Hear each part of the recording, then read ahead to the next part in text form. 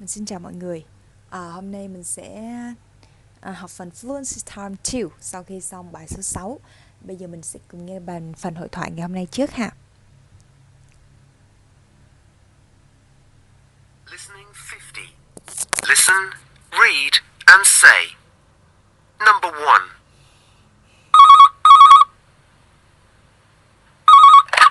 Hello? Hi, can I speak to Sarah, please? Yes. Who's calling, please? Number 2. It's Anna here. Hold on a minute, please. Sarah, it's for you. Rồi, đây là cái hội thoại mình sẽ rất là hay gặp khi mà mình nói chuyện điện thoại. Có nghĩa là mình muốn nối máy đến gặp một người nào đó khác thì mình sẽ nói như vậy. Hello, xin chào.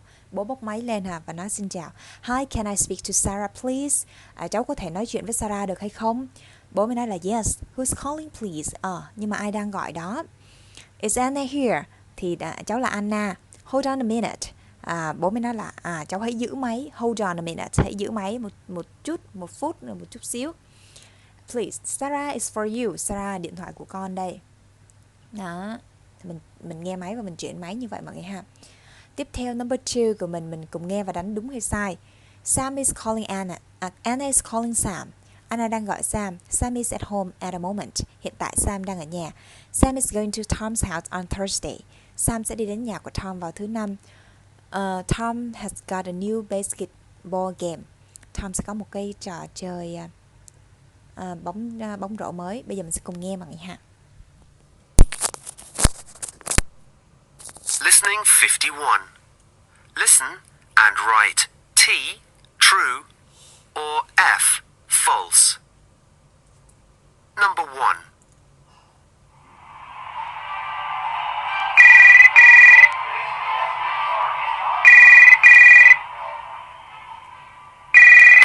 Hello? Hello. Can I speak to Sam, please? Yes. Who's calling? It's Tom here. Number 2. Hi, Tom. How are you? I'm fine, thanks. Hold on a minute, Tom. I'll get Sam. Thank you. Sam! Sam! It's the phone for you! Who is it? It's Tom! Hurry up! I'm coming.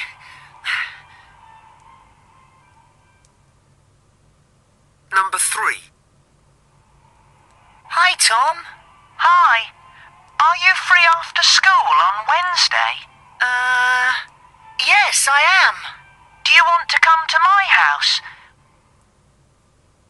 Number 4. We can play with my new football game. Great, yes. Okay.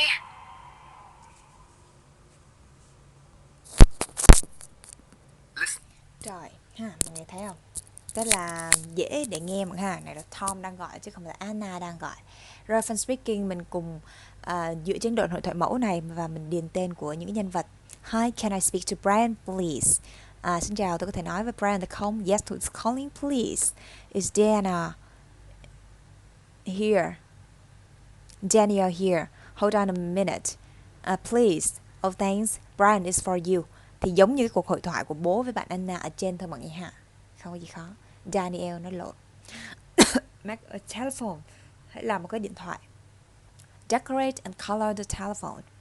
Write in a telephone number. Cut out your telephone number and use it to make a phone calls. Cái này phần này dễ mọi người ha. Make a phone call tức là gọi điện thoại. Tạo một cái cuộc gọi là gọi điện thoại. Rồi, sau khi mình có, mình sẽ gọi hello, this is 3029905. This is tức là đây là cái số điện thoại này. Hi, can I speak to Will please? Xin chào, tôi có thể nói chuyện với Will được không? Will isn't here at the moment. Who's calling? Will thì hiện tại không có đang ở đây. Ai đang gọi vậy? Is James here? James đây. Can I call you again at 7 o'clock, James? Tôi có thể gọi lại cho bạn vào lúc 7 giờ được không, James? Oh, yes, that's fine. Được. Thank you, goodbye, bye. Ha mọi người ha. Đây là một cuộc hội thoại dài hơn. Rồi, tiếp theo thì mình cũng vẫn phải làm phần speaking của mình. Who did you call là bạn gọi cho ai. Was he hoặc là she there, cô ấy hoặc anh ấy có ở đó không. Did you speak to your friends, bạn có nói chuyện với bạn bè của bạn không. Ví dụ như là I called Will, tôi đã gọi cho Will, but he wasn't there, nhưng anh ấy không có ở đó. I can call again at 7 o'clock, tôi có thể gọi lại vào lúc 7 giờ. Hoặc là I called Emily, tôi đã gọi Emily and she was there, và cô ấy đã có ở đó. I'm going to play at her house, tôi sẽ đến nhà chơi với cô ấy, ví dụ như vậy. Đó, thì mình từ cái cuộc điện thoại mình sẽ tóm tắt lại như cái phần dưới. Rồi, phần number 1 mọi người sẽ tự làm. Number 2, mình có những cái từ trong bài và bây giờ mình sẽ cùng điền vào. Yesterday, ngày hôm qua, I was with my dad outside my house. Tôi ở bên ngoài với bố của tôi. Man asked, một người đàn ông hỏi, excuse me, where's the station? Xin lỗi, cái nhà ga ở đâu? My dad said. Bố của tôi nói là go straight on, hãy đi thẳng, turn and then turn, và sau đó rẽ cái gì đó, at the ở chỗ nào đó. Sau đó at the ở chỗ nào đó, turn gì tiếp. Go under sẽ đi qua một cái gì đó, and is in front of you, và nó ở trước mặt bạn. Thank you, said the man, and you know the city well. Bạn biết thật là rõ về cái thành phố này. That's because I'm a taxi driver, my dad said. Bởi vì tôi là một cái người lái taxi, bố của tôi nói. Mọi người nhìn vào cái bản đồ là biết đi như thế nào mọi người ha. Number 3, mình sẽ luyện tập về why và because. Hỏi tại sao và trả lời bởi vì. Why are you smiling? Tại sao bạn cười? 3 chấm, I'm happy, tôi hạnh phúc. Are you so happy? Tại sao mà bạn rất là hạnh phúc? I won this trophy, tôi đã thắng cái cúp này. Did you win the trophy? Bạn đã thắng cái cúp. I won it, tôi đã thắng nó. 3 chấm, I came first in a race at school, tôi đã đến đầu tiên trong cái cuộc đua. Tôi đã về đích đầu tiên trong cuộc đua. And 3 chấm, are you asking so many questions? 3 chấm, hỏi nhiều câu hỏi quá vậy. Tiếp theo mình sẽ cùng điền những từ trong hộp này vào phần hội thoại. Đây là cái phần mình vừa mới học xong, đó là chính là phần gọi điện thoại. Hello, can I speak to John please? Yes, who is? 3 chấm, please, ai đang, gì đó. Team here là team. A minute, 1 phút, please, John is, 3 chấm. Rất là đơn giản mọi người cố gắng học thuộc cái đoạn hội thoại này luôn để mà mình ứng dụng. Tiếp theo mình cùng ôn về dạng so sánh hơn và so sánh nhất. Đối với tính từ dài thì mình cũng nhớ cái phần mình nhớ coi lại bài nữa ha, tại vì mình mới học thì mình sẽ chưa nhớ được rõ đâu, chưa ứng dụng được ngay. Ý là được nhuần nhuyễn á, thì mình cùng coi lại bài và điền đúng hay sai vào những câu sau. Ví dụ the pink flowers are the least beautiful. Cái hoa màu hồng là cái hoa mà ít đẹp nhất ha. Đúng, tại vì cái hoa màu hồng á, thì nó nhìn nó rũ xuống. Cái hoa mà cái hình số 4 đó mọi người, cái hoa mà cái hình số 4 mà 50 cent á là hoa màu hồng đó. Nó rũ xuống thì nên là ít đẹp nhất, và mình cứ dịch những câu sau và cùng làm. Tiếp theo mình sẽ ôn tập về đại từ sở hữu và tính từ sở hữu ha. Mình nhớ xem lại bài này. Well done is yours, làm tốt lắm, đây là của em. Chữ yours là đại từ sở hữu, bởi vì đằng sau nó không có danh từ. Còn nếu đằng sau nó có danh từ thì mình sẽ điền tính từ sở hữu. Sorry mọi người, đây là cái bài này toàn là về đại từ sở hữu nha, không có tính từ sở hữu, cho nên mình chỉ cần điền đúng ý nghĩa là được. Rồi, phần 6 là mình điền những cái từ mà nó có phát âm và không có khó ha. Rồi, phần tiếp theo mình sẽ học về sport, thể thao. Mình cùng nghe để có cái thông tin về American football. Listening 52. Listen and read. American football. American football is very different from European football. It is more like the game of rugby. But when and how did American football start? In the 19th century, people played football in England. Like modern football, there were teams. The players kicked the ball and scored goals. Then, one day, a player picked up the ball and ran to the goal. It was a new sport, and they called it rugby. Football and rugby spread across to the USA. and became popular there. Then, the Americans invented American football. Modern American football is most like rugby, but there are only 11 players in each team. There are 60 minutes of play, but the game can last 4 or 5 hours. This is because they stop the game when there is no play. The teams use an oval ball, and they have to run with the ball to the other team's goal. When they get there, they can score a touchdown and get 6 points.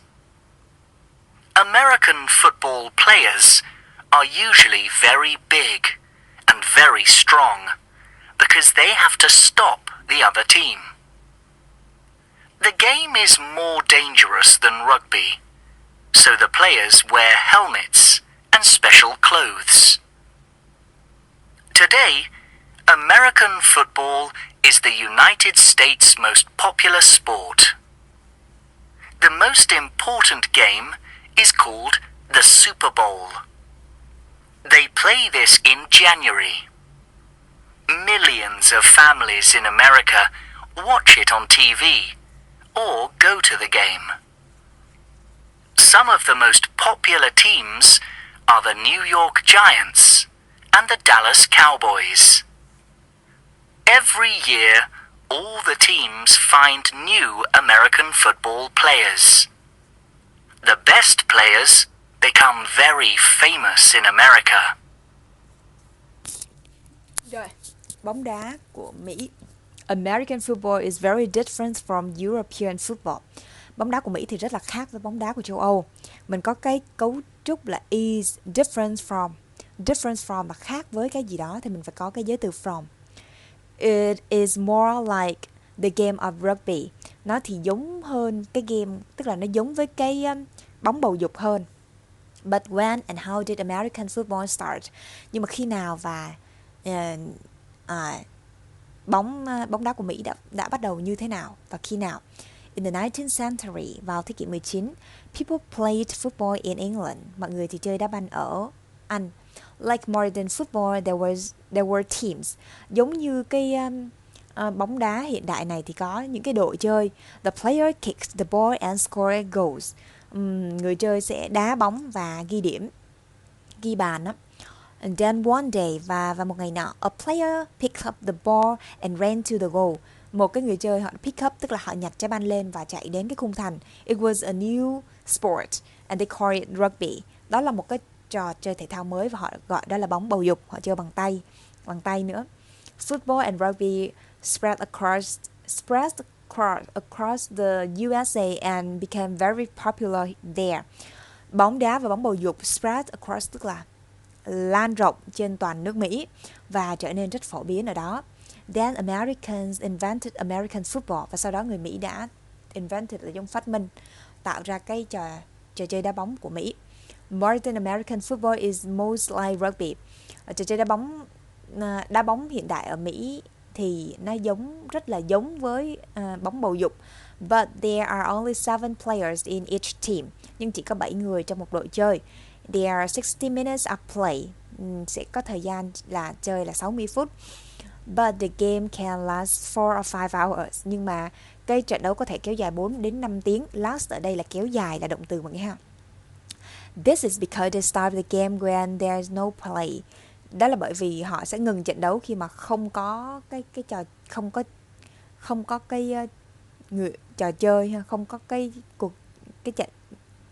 có người chơi. The teams use an oval ball. Khi mà không có cái game nào đó, những đội chơi sẽ sử dụng một cái trái bóng bầu dục, and they have to run, và họ phải chạy with the ball to the other team's goal, và họ phải chạy với cái quả bóng này đến cái khung thành của đội đối phương. When they get there, khi mà họ đến đó, they can score a touchdown and get 6 points, và họ sẽ có một cái chạm ở dưới và có 6 điểm. American football players are usually very big and very strong. Người chơi cầu thủ bóng đá Mỹ thì họ thường rất là to lớn và khỏe mạnh, because they have to stop the other team, bởi vì họ phải ngăn chặn cái đội kia, and the game is more dangerous than rugby, và nó thì nguy hiểm hơn cho bóng bầu dục. So the players wear helmets and special clothes. Cho nên là người chơi sẽ mang mũ bảo hiểm và những cái quần áo đặc biệt. Today, American football is the United States most popular sport. Ngày nay thì bóng đá Mỹ là cái trò chơi phổ biến nhất ở Mỹ. The most important game is called Super Bowl. Và cái trò chơi mà quan trọng nhất đó nó được gọi là Super Bowl. They played it is in January. Họ đã chơi trò chơi này vào tháng 1. Millions of families in America watch it on TV. Hàng triệu gia đình ở Mỹ đã xem nó trên TV and go to the game, và đi đến xem trận đấu. Some of the most popular teams are the New York Giants. Một số cái đội chơi mà nổi tiếng nhất thì được gọi là người khổng lồ New York, and the Dallas Cowboys, và Cowboy Dallas. Every year, mỗi năm, all the teams find new American football players. Tất cả đội chơi này họ đều tìm kiếm những cái cầu thủ mới cho đội bóng của Mỹ. The best players became very famous in America. Và người chơi mà cầu thủ giỏi nhất sẽ trở nên rất là nổi tiếng ở Mỹ.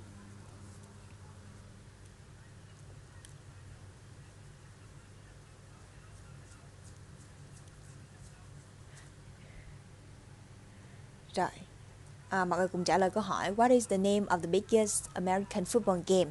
Tên của cái trò chơi bóng đá lớn nhất ở Mỹ là gì?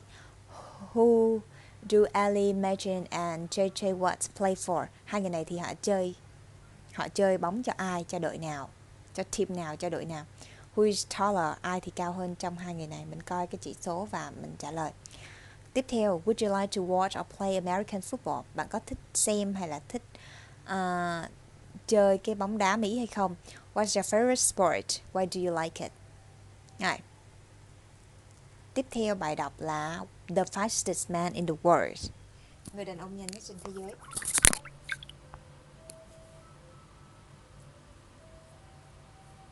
Listening 53. Listen and read. The fastest man in the world. Many people say that Usain Bolt is the world's fastest man ever. In 2008, he won 3 gold medals at the Beijing Olympic Games in the men's 100 meters, 200 meters, and 4x100 meters relay. He also broke 3 world records. He was the first person to win these 3 events at the same Olympics.